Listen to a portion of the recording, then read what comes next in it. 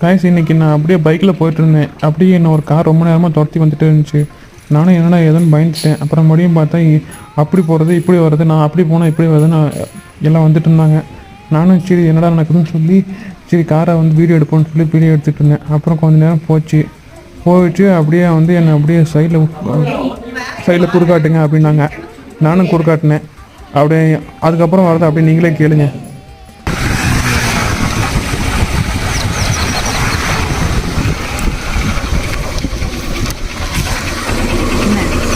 என்ன மேடம் வண்டி ஒழுங்காக பேச மாட்டிங்களா? வண்டி ஒழுங்காக ஓட்ட மாட்டிங்களா?